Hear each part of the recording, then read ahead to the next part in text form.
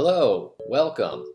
I'm working on some new build videos, but I thought in the meantime, I might as well go after the low-hanging fruit of the OGL content farm while it's still in the zeitgeist, because build videos take a long time, it turns out, and especially when you're not very good at them. So, the more I thought about the low-hanging fruit of the OGL content, the more and more I wanted to do a postmortem video, because there's a lot being said on the internet about how we've won the war and this and that, and at the same time it's not enough of a win somehow, which I think is even funnier. But regardless, I have some thoughts about this whole thing now that we've all had time to reflect on what has taken place in the Dungeons & Dragons community.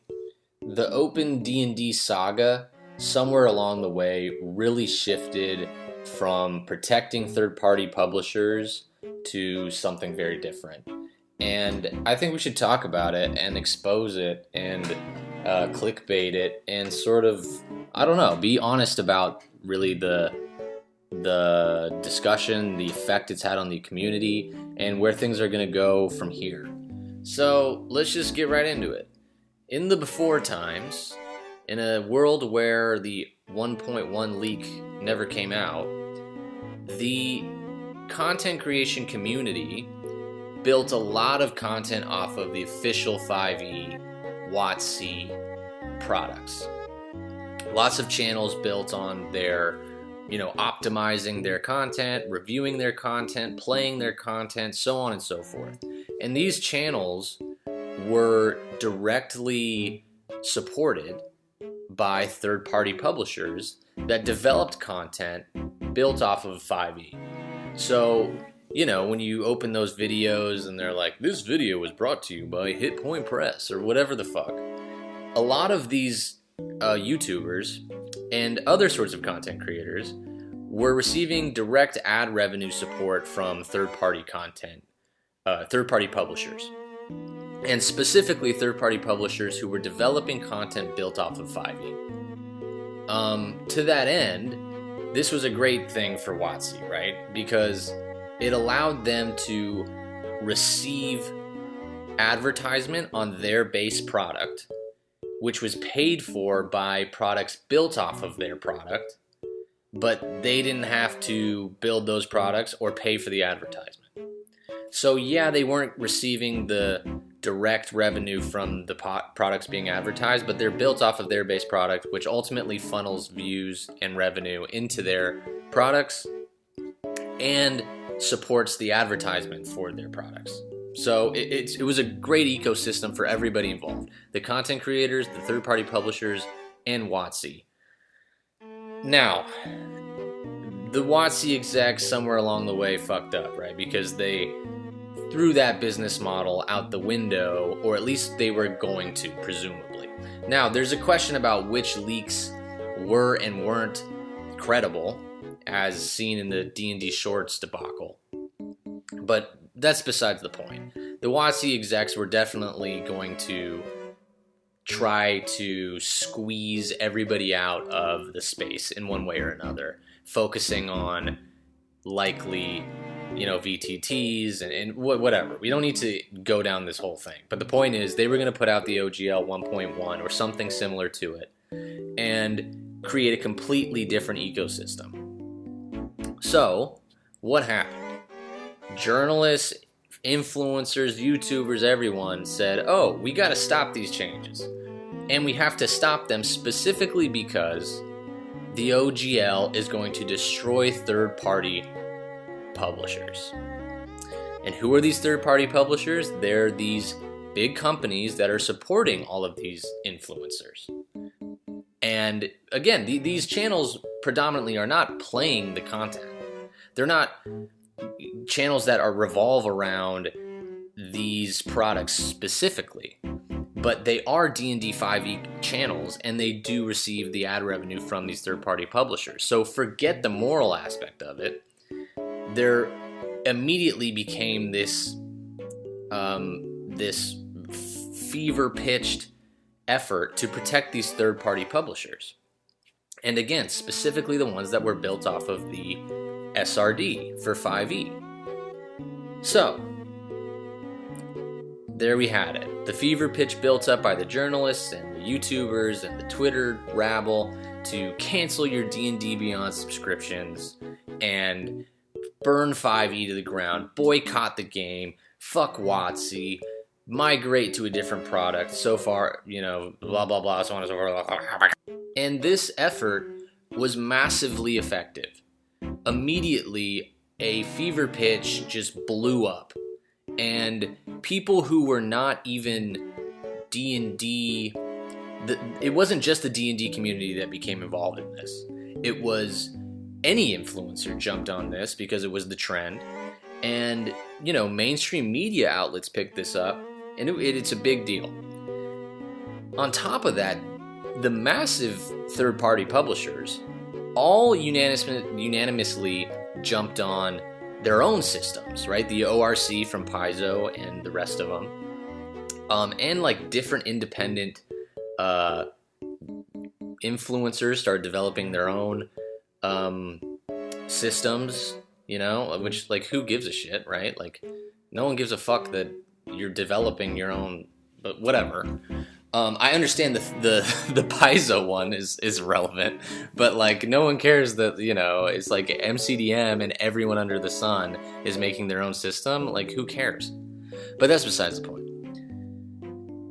The big third-party publishers capitalized on the moment of the shitstorm that WotC had created to launch their own systems and funnel this fever pitch into sales for their own system, as well as excitement for their own system, as well as goodwill for themselves, and so on and so forth, right?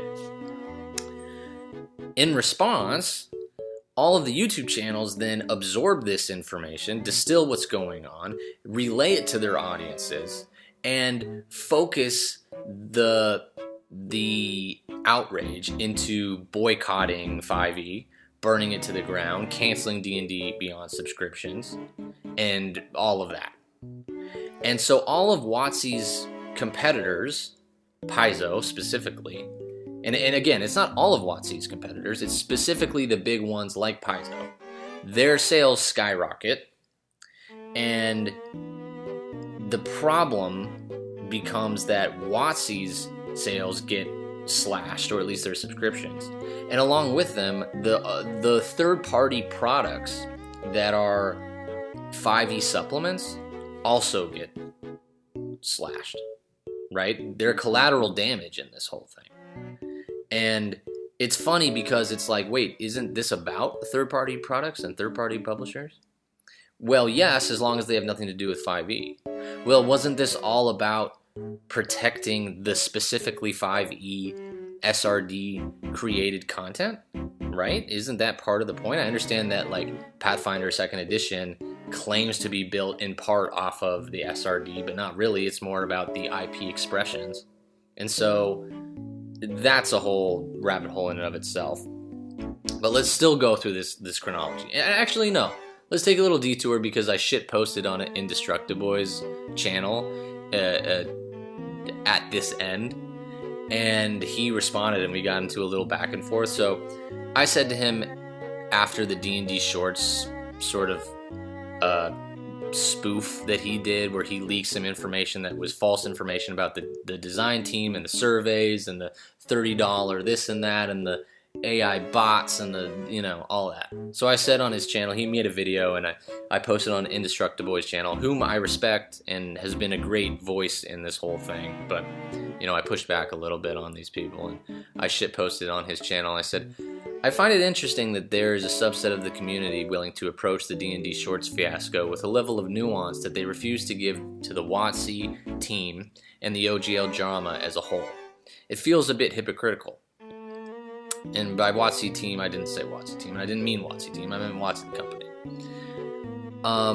To which he says, the third-party publishers affected by the current thing. Oh, wait, no. He said, first, my dude, WotC lied to everyone in November, and that led me to getting dragged through the streets for over a month. I have no sympathy for that company. What does sympathy have to do with anything? If we burn WotC to the ground, the heroes that leaked this thing get burned along with their colleagues. Not to mention, if 5e burns, then all the third-party publishers' products that are built off of 5e get thrown out with it. And wasn't this whole thing to save, protect, and promote those products and publishers?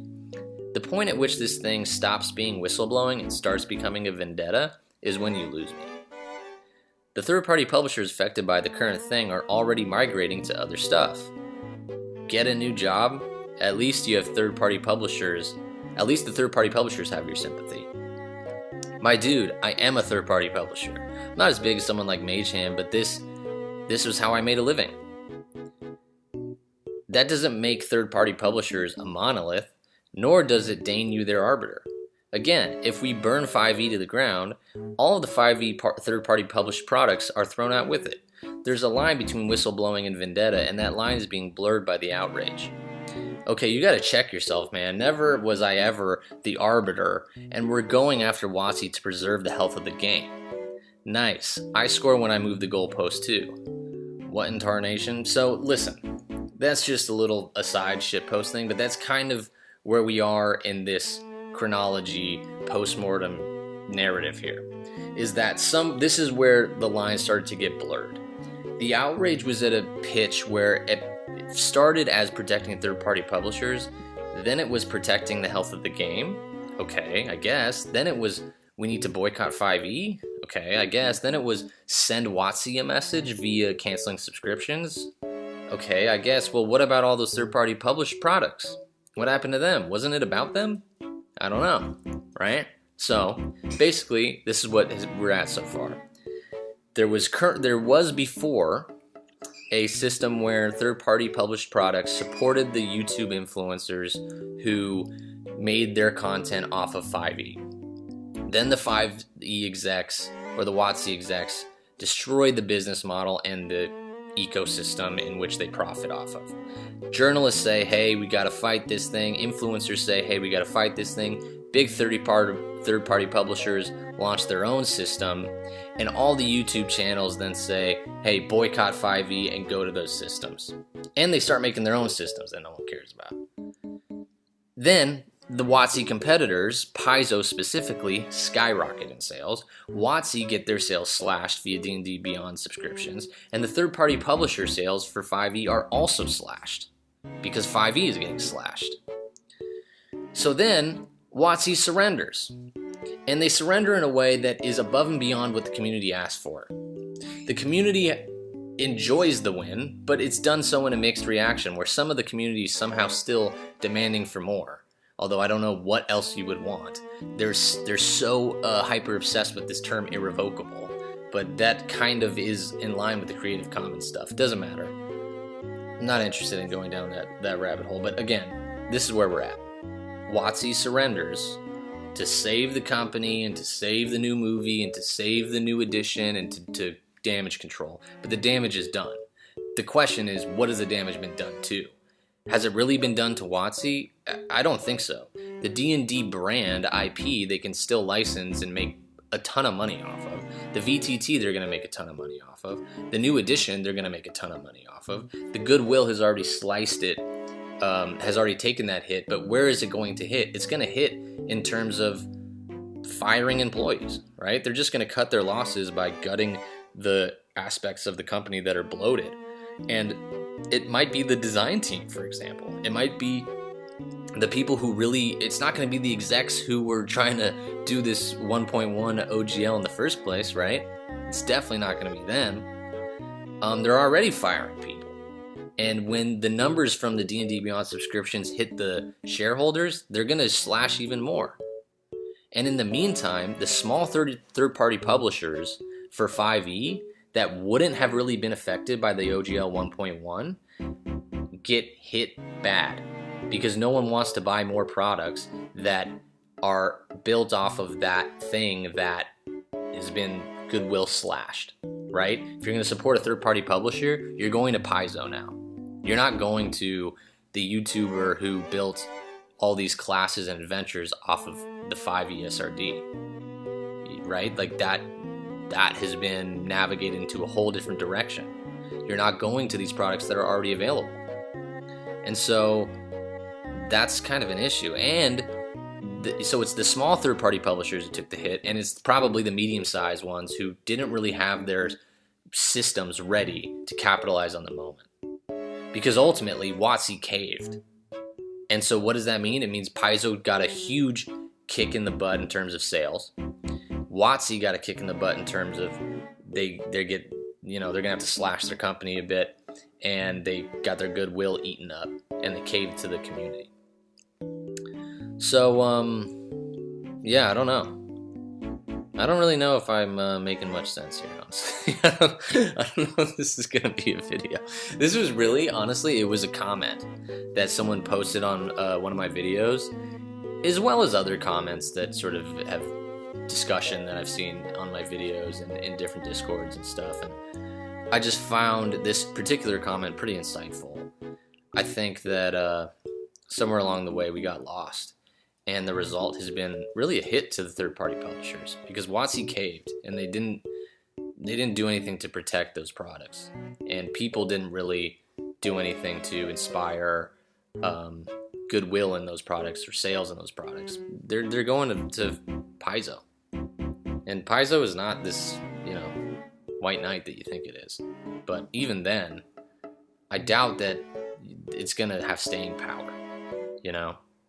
People are going to continue to play 5e, and they're probably going to keep buying WotC products, to be perfectly honest.